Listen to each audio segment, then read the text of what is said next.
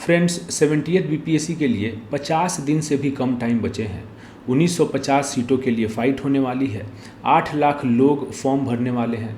Competition बहुत ही ज़्यादा तगड़ा होगा क्योंकि पोस्ट बहुत अच्छे अच्छे हैं और इसीलिए तैयारी भी बहुत तगड़ी करनी पड़ेगी।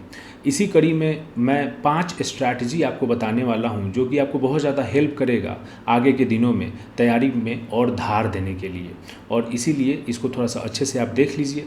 इसमें 5 चीज़ें जो हम लोग बात करने वाले हैं, पहला है स्टैटिक और करंट का जो डिबेट है उसको हम लोग देखेंगे। दूसरा कि पीवाईक्यू और टेस्ट सीरीज में क्या करना चाहिए। तीसरा है कि स्टैटिक सब्जेक्ट्स को कैसे किया जाए। चौथा, ओएमआर को जो फिल करने में जो दिक्कतें आती हैं उसमें हम बात करेंगे। और पांचवा, एक लास्ट में कुछ मैसेज आप लोग के लिए हम देंगे। पहला जो है वो स्टैटिक वर्सेस करंट का चीज़ है। अभी अगर आप देखोगे तो एग्ज़ाम के आसपास में इतना ज़्यादा हु हल्ला मचा रहता है करंट के लिए, जिसको भी देखो वो परेशान है कि करंट अफेयर्स हम कहाँ से करें। ठीक है, आप देखोगे कि स्टैटिक के बारे में वो बात नहीं करेंगे लेकिन करंट के बारे में बहुत बात करेंगे कि कौन सा सोर्स फॉलो करें, क्या करें। इसके लिए ज़रूरी है कि आपको अगर क्लैरिटी चाहिए तो ज़रूरी ये है कि आप देखो कि भाई क्वेश्चंस कितने आ रहे हैं। करंट से कितने क्वेश्चंस आए हैं। 69th में अगर आप देखोगे तो 30 क्वेश्चन के अराउंड में करंट से आए हैं। स्टैटिक से कितने आए हैं। स्टैटिक से बाकी के 120 क्वेश्चन स्टैटिक से आए हैं। तो आप एक बात बताओ, अगर करंट से 30 क्वेश्चन आ रहे हैं, स्टैटिक से 120 क्वेश्चन आ रहे हैं, तो भाई स्टैटिक भी तो बहुत ज़्यादा इंपॉर्टेंट हुआ है। स्टैटिक ज़्यादा इंपॉर्टेंट है। इनफैक्ट अगर आप रिलायबिलिटी की बात करोगे तो स्टैटिक में जैसे मान लो कि आप हिस्ट्री अगर कर ले रहे हो, हिस्ट्री से भी 30 क्वेश्चन आते हैं। ठीक है, आप मान लो कि साइंस कर ले रहे हो, ठीक है, साइंस से भी 30 क्वेश्चन आते हैं। क्वेश्चन बनने का जो आपका एक चांस है वो बहुत ज़्यादा रहेगा ये सब सब्जेक्ट अगर आप कर लोगे तो। करंट अफेयर्स में क्या है कि आप कितना भी पढ़ के जाओ, हो सकता है कि कहीं और से वो क्वेश्चन पूछ दे जो कि आपने कभी सुना ही नहीं होगा। 69 में पूछा था इन लोगों ने, कुछ ऐसे क्वेश्चंस पूछे हैं 69 में जो कि लोगों ने नहीं सुना था, और वो मतलब ठीक है, या तो आप तुक्का मारोगे नहीं तो छोड़ोगे। तो द रिलायबिलिटी, आप कोई भी सोर्स कर लो, आप श्योर शॉट नहीं हो सकते हो कि करंट अफेयर्स के क्वेश्चन आप सॉल्व कर ही दोगे। But when it comes to static subjects you can be almost sure कि भाई 90-95% क्वेश्चन तो हम सॉल्व कर ही देंगे। तो करंट इंपॉर्टेंट है, I am not saying that कि इंपॉर्टेंट नहीं है, but you also have to focus on static subjects. ठीक है, ये आपको ध्यान रखना है। करंट फॉलो करना है क्योंकि करंट जो है आप अगर नहीं करोगे तो एक फोमो आदमी को होने लगता है, फियर ऑफ मिसिंग आउट, कि भाई हम कुछ छोड़ तो नहीं दिए, कुछ छूट तो नहीं गया। तो करंट करना ज़रूरी है, बट किसी एक सोर्स से आप कर लो current, that will be more than enough. ठीक है, क्योंकि अगर आप करंट देखोगे तो लगभग सिमिलर चीज़ें अलग अलग सोर्सेज में मिलेंगी। ठीक है, क्योंकि सब का सोर्स वही है, न्यूज़पेपर है, और उसके बाद में एक किसी ने बना दिया तो बाकी सब कॉपी पेस्ट चल रहा है। तो करंट में you just have to follow one source and just all is well करने का है, टेंशन ज़्यादा लेने की बात नहीं है। ठीक है, तो आप समझ गए कि करंट और स्टैटिक में कहाँ पे कैसे फोकस करना है। दूसरा आप समझो, पीवाईक्यू और टेस्ट सीरीज़ में बहुत सारे लोग अभी अगर देखोगे कि जैसे करंट का जैसे एक हु हल्ला चलता है, उसी तरीके से एग्ज़ाम के आसपास में पीवाईक्यू और टेस्ट सीरीज़ में टेस्ट सीरीज़ का खूब हल्ला चलेगा कि भाई ये टेस्ट लगा रहा है, कोई वो टेस्ट लगा रहा है। ठीक है, मार्क्स को कंपेयर किया जा रहा है, लोग एकदम भीड़ इकट्ठा हो के जा रही है टेस्ट देने, वो सब ठीक है। लेकिन अगर आप प्रीफ्रेंस की बात करोगे कि पीवाईक्यू को प्रीफ्रेंस दिया जाए कि टेस्ट सीरीज़ को, तो it should always be obvious, it should always be the default setting of yours कि आप जो है पीवाईक्यू को प्रीफ्रेंस दे रहे हैं। वाई? क्योंकि पीवाईक्यू किसका है, किसका टेस्ट सीरीज़ है। पीवाईक्यू भी एक टेस्ट सीरीज़ की तरह आप समझो, लेकिन ये टेस्ट सीरीज़ बीपीएससी का है, ये कमीशन का टेस्ट सीरीज़ है मेरे दोस्त, जो कि क्वेश्चन उन्होंने पूछा हुआ है। और आप देखोगे तो या तो क्वेश्चंस डायरेक्ट रिपीट हो जाते हैं, क्वेश्चंस या तो डायरेक्ट रिपीट हो जाते हैं, या फिर थीम्स रिपीट हो जाते हैं, जुडिशियरी से उसी मतलब अपॉइंटमेंट से पूछ रहा है बार बार, ऐसा हो जाएगा। ठीक है, या फिर आपको सॉइल से पूछ रहा है, ऐसा बार बार थीम रिपीट हो जाएगा, और नहीं तो क्वेश्चन ही बहुत बार रिपीट हो जाते हैं। इस बार तो अगर आप देखोगे तो क्वेश्चन जो है यूपीएससी से उठा के पूछा है खूब, और बीपीएससी के भी पिछले सालों के क्वेश्चंस उठा के डायरेक्टली पूछ लिया है। तो पीवाईक्यू करने का फ़ायदा ये होता है कि एक बार कुछ क्वेश्चंस तो रिपीट हो जाएंगे, वो सही हो जाएगा, और थीम्स हमको पता चल जाता है कि कौन से थीम्स को हमको फॉलो करना है। तो पीवाईक्यूज बहुत इंपॉर्टेंट है। आई एम नॉट सेइंग कि आप टेस्ट सीरीज मत करो, टेस्ट सीरीज करो, ठीक है, लेकिन एक बैलेंस होना चाहिए। अभी के टाइम में अगर आप रिवीजन नहीं कर रहे हो अपने स्टैटिक सब्जेक्ट्स का, तो आप टेस्ट सीरीज कितना भी लगा लो बहुत मुश्किल हो जाएगा। अगर आपको क्रिस्टल क्लियर आपके दिमाग में स्टैटिक सब्जेक्ट्स हैं ही नहीं, तो कितने भी टेस्ट लगा लो, that will only increase your confusion. और आज के ज़माने में देखोगे जिस तरीके से बीपीएससी इवॉल्व कर रही है, टेस्ट सीरीज़ जो है ना, मतलब प्रेडिक्ट नहीं कर सकती है कि आगे में बीपीएससी किस तरीके के क्वेश्चंस पूछेगी। तो इसीलिए the more safer way to prepare for this examination and more surer way to clear this examination is to focus on revising the notes जो भी आपने पढ़ा हुआ है। स्टैटिक के लिए जहाँ से भी आपने जो भी किया हुआ है उसको आप रिवाइज कीजिए। अगर आपको उसमें क्लैरिटी नहीं है तो कहीं और से आप देख लीजिए, जो भी आपको मतलब ये लगे आप, लेकिन उसमें क्लैरिटी लेके आइए, उसको बार बार रिवाइज कीजिए एंड टेस्ट सीरीज दीजिए। लेकिन एक बैलेंस होना चाहिए, ऐसा नहीं कि टेस्ट सीरीज दे रहे हैं, पीवाईक्यू नहीं कर रहे हैं, रिवीजन नहीं कर रहे हैं, ऐसा नहीं होना चाहिए। तो भाई अब कितने टेस्ट दे, ये भी एक क्वेश्चन बहुत ही पूछा जाता है कि कितने टेस्ट दिया जाए।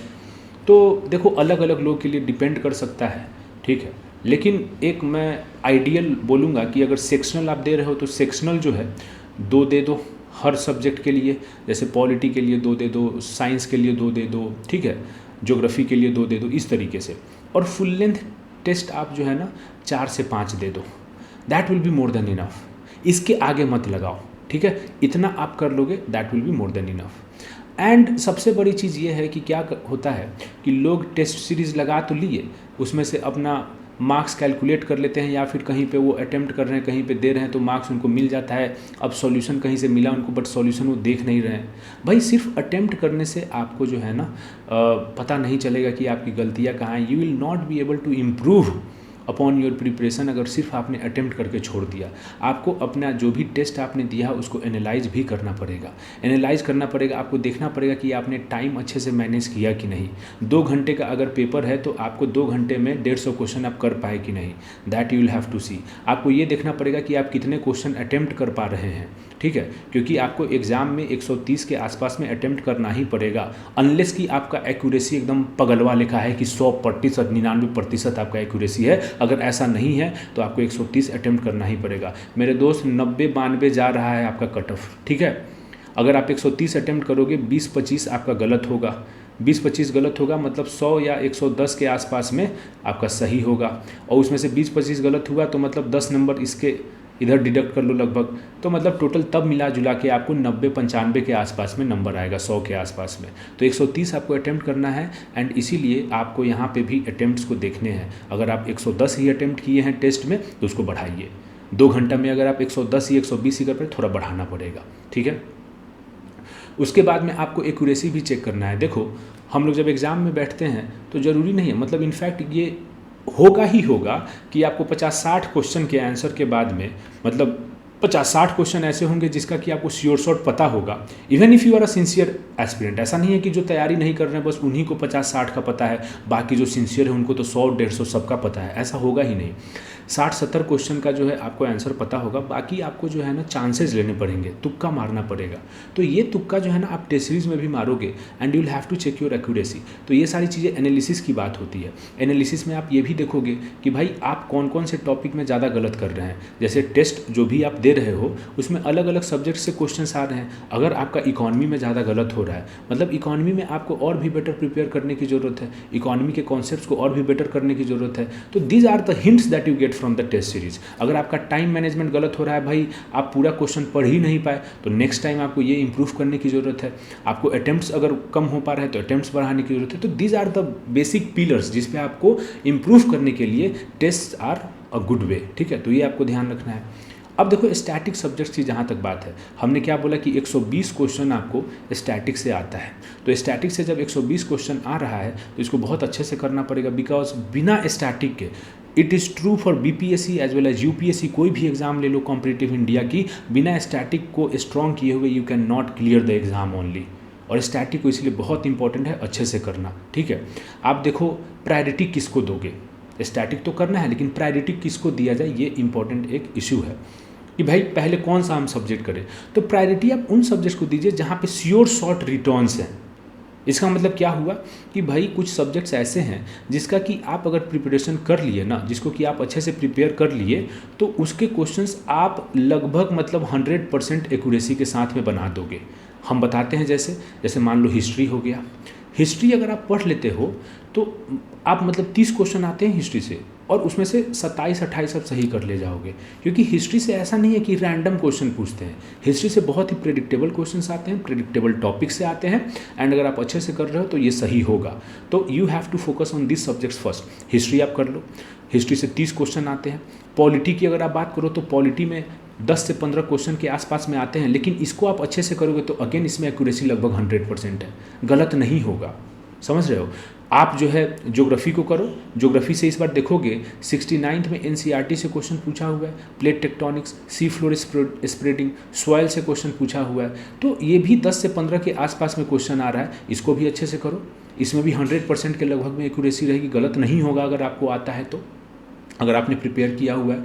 आप साइंस को करो, देखो साइंस में थोड़ा सा जो है ना 4-5 क्वेश्चन ऐसे एकदम बाउंसर आएगा, ठीक है, एंड वो सबके लिए बाउंसर होगा। If you are a good student, अगर आपने अच्छे से प्रिपेयर किया है तो आपको दिक्कत नहीं होगी, ठीक है। अगर वो आपके लिए बाउंसर है तो सबके लिए बाउंसर है। लेकिन साइंस में जैसे मान लो 30 क्वेश्चन आता है साइंस में, तो इसमें आप बेसिक जो है ना साइंस कवर कर लीजिए। फिजिक्स, केमिस्ट्री, बायो जो होता है, जो जनरल साइंस, उसको आप अच्छे से कवर कर लीजिए। तो उससे क्या होगा कि आपका 20 से 22 क्वेश्चन आप सही कर ले जाओगे इसमें, क्योंकि 20 से 22 क्वेश्चन यही ये बेसिक से पूछते हैं। बाकी 4-5 क्वेश्चन उठपटांग पूछ सकते हैं, बट साइंस से आप इतना accuracy, that will be good, ठीक। इसी तरीके से आप और भी सब्जेक्ट्स ऐसे करते चलेंगे, तो ये सब सब्जेक्ट को आपको फोकस करना है, ठीक। अब भाई करंट अफेयर्स को फोकस कर रहे हैं, उसमें थोड़ा सा रिटर्न्स उस तरीके से नहीं है। स्टैटिक में आप ये सब सब्जेक्ट को फोकस करेंगे तो रिटर्न्स आपको बहुत अच्छा देगा, ठीक है। अब देखो दूसरा, तो तैयारी कैसे करें। आप हिस्ट्री में 30 क्वेश्चन आ रहा है, इसका तैयारी कैसे करें। तो एक होता है देखो मोटा मोटी अंडरस्टैंडिंग। आप लोग में से जितने भी लोग देख रहे हैं, सब लोग इस एग्ज़ाम से जुड़े हुए हैं, सब लोग इस एग्ज़ाम के लिए प्रिपरेशन कर रहे हैं। आप लोग मोटा मोटी, आप लोग को नॉलेज होगा हर सब्जेक्ट का, पॉलिटी का, इकोनॉमी का, है ना। अगर आपसे मैं पूछ दूँ कि भाई आपको इन्फ्लेशन के बारे में आइडिया है क्या, तो आप बोलोगे कि हाँ इन्फ्लेशन के बारे में थोड़ा आइडिया है हमको, ठीक है, कि price, general price rise of goods and services in the economy, एक तरीके से इसको इन्फ्लेशन कहते हैं। आपसे अगर मैं पूछूं कि भाई जुडिशियरी के बारे में कुछ आइडिया है, तो आप बोलोगे कि हाँ आइडिया है, किस तरीके से अपॉइंटमेंट होती है, क्या होता है ना। लेकिन देखो वो होता है मोटा मोटी एक। लेकिन अब क्या है, जैसे आपको एक एग्जांपल दे रहा हूँ कि जैसे जुडिशियरी आपने पढ़ा और उसके बाद में क्वेश्चन आ गया कि भाई कॉलेजियम सिस्टम के बारे में आपसे कोई क्वेश्चन पूछ दिया, तो आप उसमें फंस गए। तो अब दिक्कत है इसमें, आपने मोटा मोटी किया था लेकिन आप फंस गए, आपसे पूछ दिया कॉलेजियम सिस्टम के बारे में, आप फंस गए। इसका मतलब कि आपका तैयारी मोटा मोटी था, क्रिस्टल क्लियर नहीं था। तो देयर इज़ अ डिफरेंस कि मोटा मोटी पता है, लेकिन क्रिस्टल क्लैरिटी के साथ में जो टॉपिक इंपॉर्टेंट है उसके लिए एकदम पूरा एकदम क्रिस्टल क्लियर होना चाहिए कि दिस इज इट। इन्फ्लेशन आपको पता है, लेकिन स्टैगफ्लेशन आप गड़बड़ा जा रहे हैं, because you don't have the crystal clarity in the topics. And वो अभी जितने भी दिन बचे हैं उसमें आपको क्लैरिटी लेके आना ही पड़ेगा, ठीक है। जो बेसिक चीज़ें हैं, जो बेसिक टॉपिक्स, बेसिक सब्जेक्ट्स के हैं, उसमें आप गलत नहीं कर सकते हो। पार्लियामेंट के बारे में आपसे क्वेश्चन पूछ रहा है एंड आप गलत कर ले जा रहे हो, मतलब कि आप फंस जाओगे, ठीक है। तो ये सब चीज़ें आप बहुत ही इंपॉर्टेंट है, जो कि अब समझ में आ जानी चाहिए। ज्योग्राफी में एनसीईआरटी ज्योग्राफी से क्वेश्चन पूछ रहा है एंड आपको लगता है कि आउट ऑफ सिलेबस है, तो आपकी तैयारी में फिर वो जो है ना मोटा मोटी आपकी तैयारी हुई है, क्रिस्टल क्लैरिटी के साथ में तैयारी नहीं हुई है। तो this is the time to basically develop that crystal clarity in the topics, ठीक है।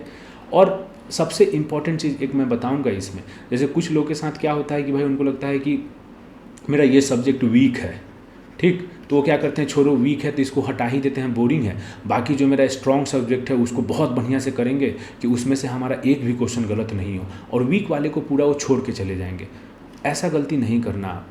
कोई भी सब्जेक्ट को अनटच्ड नहीं छोड़ना है, भले ही बोरिंग लगता हो, भले ही उसमें एकदम नींद आती हो, लेकिन एक बार आप गो थ्रू कर लेना। भाई स्पोर्ट्स का करंट अफेयर्स बहुत बोरिंग लगता है, still you have to go through the sports का करंट अफेयर्स, ठीक है। क्योंकि होता क्या है, कभी कभी बहुत ही ईजी क्वेश्चन आपको दे देगा, बहुत ही ईजी क्वेश्चन आपको दे देगा, और अगर आप एक बार गो थ्रू भी किए रहेंगे ना, तो बस एक फेंट आइडिया रहेगा तो आप मार ले जाओगे, सही कर ले जाओगे। लेकिन अगर एक भी बार अगर आप नहीं देख के गए हो किसी सब्जेक्ट को, तो ईजी क्वेश्चन भी देगा तो आपको लगेगा बाप रे बाप, ये तो हम पढ़े ही नहीं हैं, और आपके दिमाग में फिर जो है ना एक मतलब थोड़ा सा डाउट और लाइक लो फीलिंग आने लगेगी एग्ज़ाम में ही बैठे हुए कि बताओ यार बाकी लोग कर रहे होंगे इस क्वेश्चन को, हम तो पढ़ के ही नहीं आए हैं तो हम नहीं कर पा रहे हैं। इस तरीके से नहीं होना चाहिए।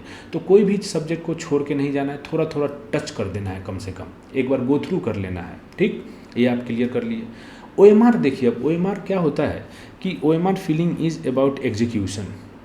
जैसे लेजिस्लेचर कितना भी जो है लॉ बना ले, अगर सरकार उसको अच्छे से इम्प्लीमेंट नहीं कर रही है तो मतलब लॉ का फ़ायदा नहीं हुआ। आप कितना भी अच्छे से पढ़ाई कर लिए, लेकिन आप एग्ज़ाम में जाके OMR को गलत फिल करके आ गए, वही OMR बस आपका चेक होना है, वही OMR जो है BPSC के पास जाएगी और चेक होके उस पर आपको नंबर देगा। अगर वही आपने गलत फिल कर दिया तो आपका पूरा पढ़ाई जो है ना, उसका कोई जो है पॉजिटिव आउटकम नहीं निकलता। इसीलिए you have to be very very vigilant, you have to be very very careful while filling OMRs। देखो OMR की जहाँ तक बात है तो इस तरीके से आपको OMR मिलता है। बहुत ही मतलब क्लोजली स्पेस्ड क्वेश्चंस रहते हैं। 1 के देखो कितना नीचे बस 2 है, ठीक है,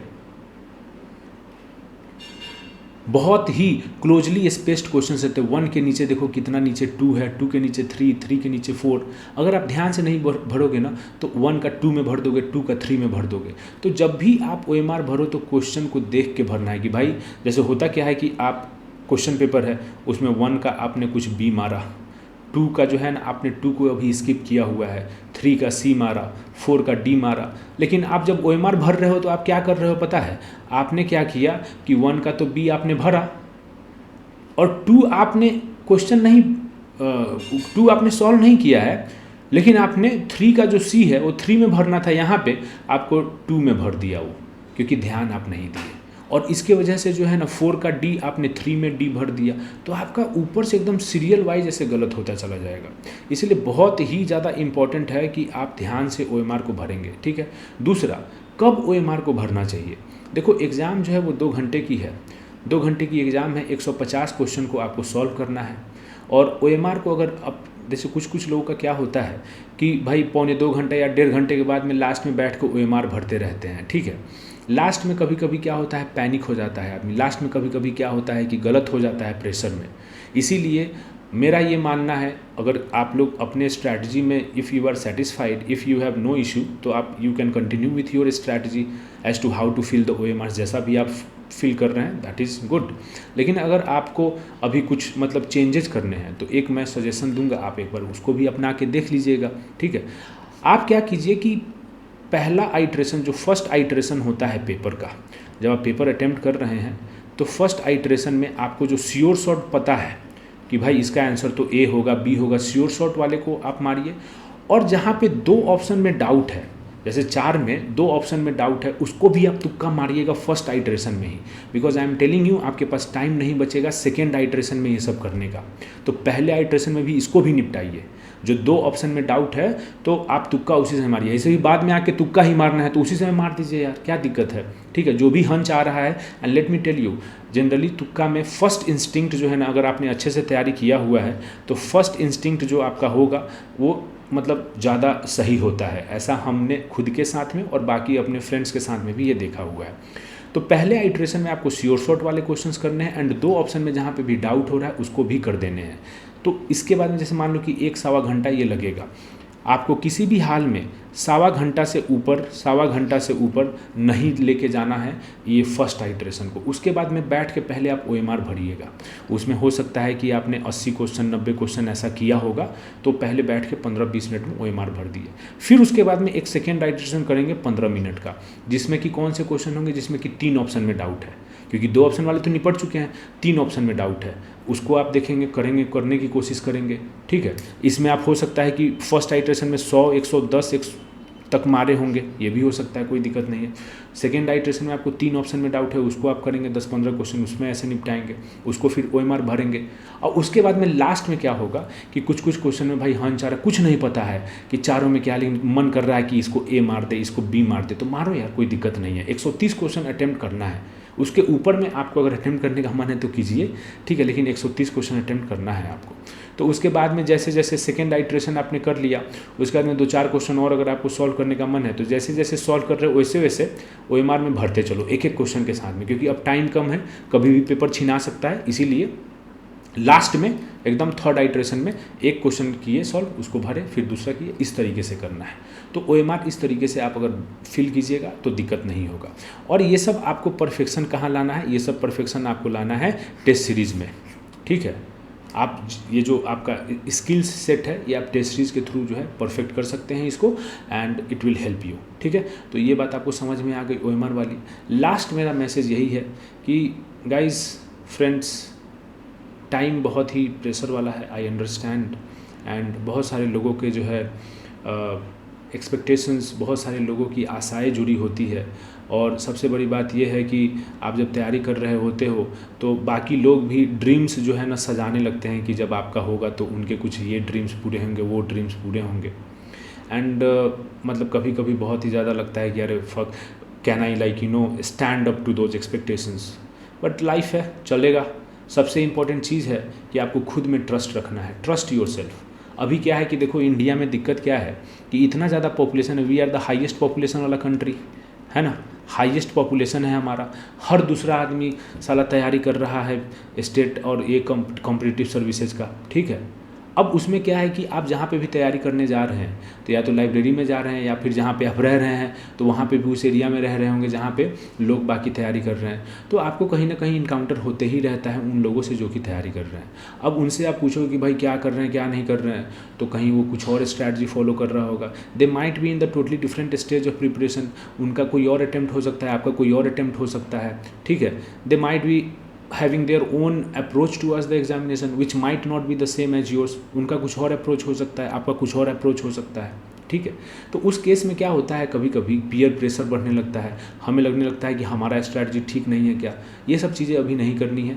you have to trust in yourself. ठीक है, आप अपने में ट्रस्ट करोगे, अच्छा करोगे। ठीक है, अभी के टाइम में डोंट गेट लॉस्ट, अभी के टाइम में डोंट गेट लॉस्ट। ऐसा नहीं है कि भाई 2 दिन के लिए हमारा जो स्ट्रैटेजी 2 दिन पहले बनाया, 1 दिन बाद 2 दिन बाद कोई और हमको दिख गया जो कि हमको बोल रहा है कि नहीं ये बेटर स्ट्रैटेजी है, तो हमने उसका फॉलो कर लिया, इमिटेट करने लगा। ऐसा करने की ज़रूरत नहीं है बिल्कुल। ठीक है, आपने कुछ किया है, you know your self better, आपको अपने प्रिपरेशन के बारे में ज़्यादा पता है कि कहाँ पे आपको कमी है, कहाँ पे आपका weak and strong points, you know it much better than anybody else. ठीक है, आपको अपने में भरोसा रखना है, किसी और की बातों को सुन के ऐसे ही जो है ना मान नहीं लेना है, मेरी भी बातों को सुन के आप ऐसे ही नहीं मानिए। ठीक है, आप सोचिए कि हाँ सही है कि नहीं, अगर नहीं सही तो डिस्कार्ड करो, हमको भी डिस्कार्ड करो, कोई दिक्कत नहीं है। ठीक है, थर्डली एक बहुत ही इंपॉर्टेंट कबीरदास ने बोला है, कपलेट है, जिन खोजा तिन पाइया गहरे पानी पैठ, मतलब कि एक गोताखोर जो गहरे पानी में अपना गोता लगाता है तो जब नीचे जाता है समुद्र के तो कुछ ना कुछ लेके आता है। तो अगर आप हार्ड वर्क कर रहे हैं तो कुछ ना कुछ आपको मिलेगा, इस आशा के साथ में, इस कन्विक्शन के साथ में आप प्रिपेयर कीजिए, and something good will happen out of all the hard work that you are putting in. Trust me, it happens, कुछ अच्छा ज़रूर होगा।